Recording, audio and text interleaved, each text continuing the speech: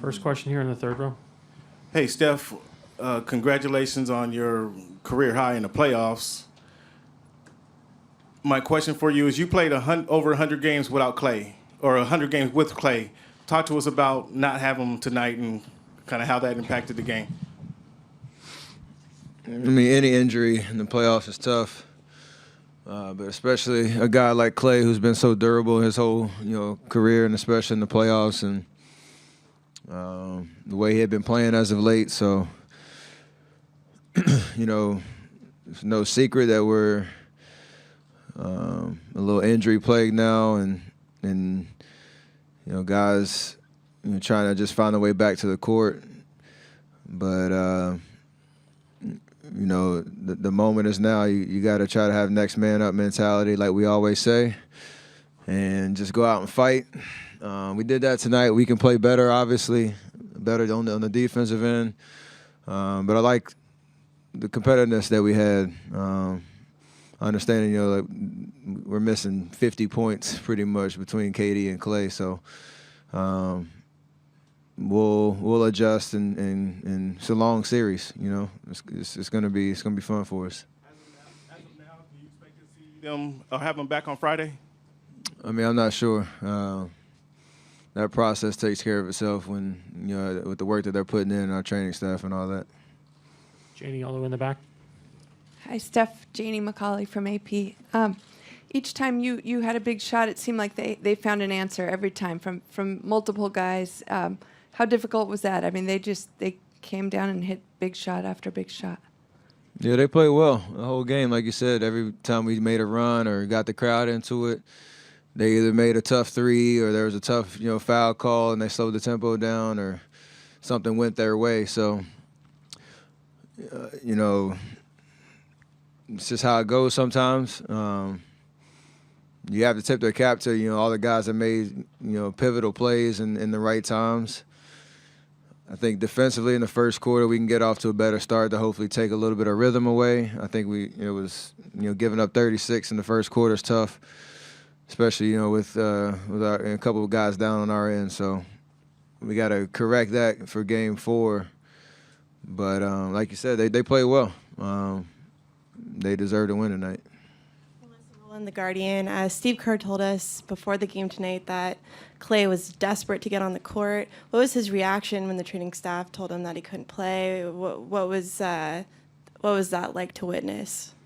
I didn't see it actually, so I don't really know if there were any fireworks or anything like that. But Klay was, like you said, he was giving it everything he had to be out there tonight. I think wisdom prevailed in terms of this is a potentially 7-game series, and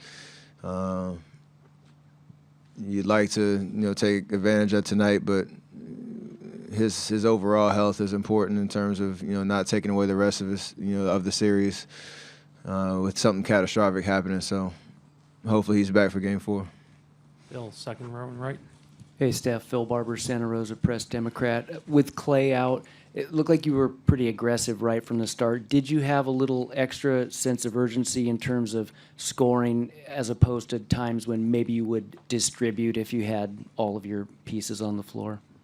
For sure. Yeah. I'll ask a follow-up. It looked like they had very physical defense against you. I know you're used to that, especially in the playoffs. Anything different that they were doing? Were they any more physical than you're accustomed to? Not really. After 2 games, you start to get a feel of what's available on that end of the floor. Just trying to make the right reads, and for the most part, not even myself, just we were aggressive getting into the paint and swinging the ball. We were a little rushed early, but we were just trying to create good offense. And, I think this is the 3rd game in a row we scored 109. It's just a matter of our defense. And we can't fall into the trap of thinking, offense alone is going to win us, another championship. Or letting that end of the floor affect our defense. And that'll be the biggest adjustment for us Game 4, all across the board. In the center, CJ Peterson, San Francisco Examiner, right back here. Steph, right here. In game 2, you guys got a pretty, good breakout game from DeMarcus. But tonight you kind of seemed to have a little bit of regression. Kind of got exploited defensively in the block. Only was 1 for 7 from the floor. What did you see from his game, and what do you see? Would you like to see him do differently moving forward in game 4 and beyond? There's nothing different he should do. Just continue to play with confidence, and it was a rough go in terms of when he had the ball in his hands. There were some calls that were a little iffy, honestly, in terms of him being aggressive in the paint and not be able to finish for a lot of different reasons. Defensively, it's all 5 guys being on a string, and that's something we pride ourselves on. 1 guy, 2 guys aren't gonna do the job by themselves, and we can help cover each other. So, like any great player, if you have a rough game, that resiliency to bounce back and the confidence to know that you can still go out there and impact the game. That's something that he'll bring, and we all will follow suit for sure. Mark here in the front. Hey, Steph, Mark Medina Bear in his group. Not only did you have a lot of points tonight, but it looked like you're involved with a lot of hustle plays. I was wondering if you could take us through your approach with that. Just competitiveness and trying to play till the buzzer. It's the finals. Whatever you try to do to win the game. So nothing special, to be honest. It's just trying to make the right play. Give everything you got. Sacrifice your body when you have the opportunity. There are guys on our team that do that on a nightly basis. Tonight just happened to be in a losing effort. So got to keep that same mentality and just play a full 48 like we're accustomed to doing. We'll do last 3 in the back corner, Mark, and then over here. Josh Lewenberg, TSN. Steph, you saw a lot of Fred VanVleet in the second half tonight, as well as in the series and in the regular season meeting. What does he do defensively to challenge you?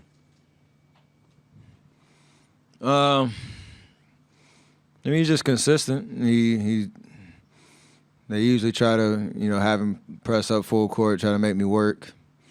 I just try to, make the simple decision, continue to, try to get downhill in the paint, and honestly, the way that they load their defense, in transition sometimes, or even in the half court, he knows he has help behind him, so he can be a lot more aggressive on the ball, and they give him the freedom to do that. But like tonight, from the start, I felt like I could get to where I wanted to go on the floor. It's just a matter if you make or miss or make the right play, distributing the basketball. And that'll continue the rest of the series. So I know they got bodies that they can throw at me, whether it's him, Danny Green, Kyle Lowry at times, and they have help, behind them. Just got to be aggressive like I've been, try to make the right play, and we live with the shots that I take. Mark in the third row. Steph, Mark Schwartz, ESPN. Kyle Lowry seems to be a barometer for how the Raptors play. In what sense was that true tonight and in this series? He's such a smart basketball player, and he controls a lot of the pace for them. Nights where he gets it going scoring-wise, he can make it tough on you because they do have a lot of weapons around, and they like to space the floor. He has the ball in his hands a lot as a distributor, but when he can turn it on, putting the ball in the basket, it's just that much tougher. So, he made shots tonight, and you tip your cap to him because he's willing to take them, and we just got to know where he is on the floor, just be able to use length and send bodies at him, make him try to play in the crowd. But I think historically speaking, in the playoffs, when he plays well, they usually go. And we got to do something about it. Last question on standing on the left. Steph Jelu from the World Journal. Coach mentioned that you guys work very hard in the fourth quarter, even though they got a big lead. You guys, forced the turnover and got rebounds. How proud are you of you guys tonight? I mean, we fought, but we lost. So we got to go back to the drawing board and just recalibrate for Game 4.